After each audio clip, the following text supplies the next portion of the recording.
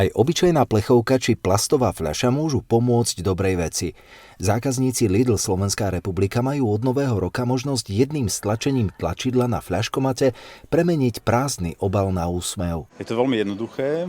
Zákazník príde, vloží fľašu a môže sa rozhodnúť ten výnos z toho zálohovania darovať Červenému nosu. Poslaním občianskeho združenia Červený nos Clown Doctors je prinášať prostredníctvom klaunského umenia radosť a smiech tým, ktorí to potrebujú. Desiatky profesionálnych zdravotných klaunov navštevujú po celom Slovensku nielen choré deti v nemocniciach, ale aj zariadenia pre seniorov. Pre spoločnosť Lidl to však nie je prvá takáto spolupráca. So zdravotnými klaunami spolupracujeme už dlhodobo. Doteraz mala spolupráca podobu akcie predaja červených nosov pri príležitosti Medzinárodného dňa detí.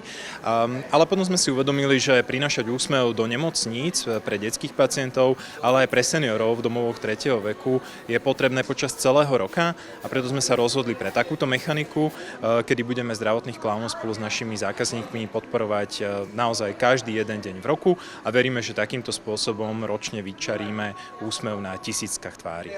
Pri vrátení obalov v ktoromkoľvek zo 179 obchodov Lidl si na obrazovke automatu zvoľte možnosť darovať záloh a celá suma, teda 15 centov za každý kus, poputuje na podporu návštev zdravotných klaunov na detských oddeleniach slovenských nemocníc či domovov pre seniorov.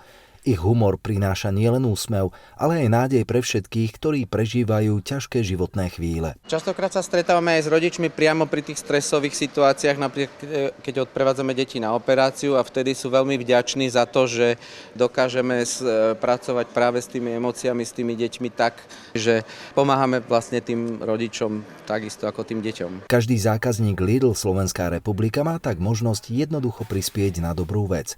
A čo by chceli odkázať klauni tým, ktorí sa rozhodnú pomôcť takýmto spôsobom? Aby možno to, čo práve urobili, aby to niesli v sebe minimálne celý deň a aby to naozaj vedeli odovzdávať aj naokolo, lebo je to proste veľmi potrebné v celej spoločnosti, nielen tam, kde chodíme. Ja si myslím, že úsmev pomáha, teda verím tomu a som presvedčený, že to funguje.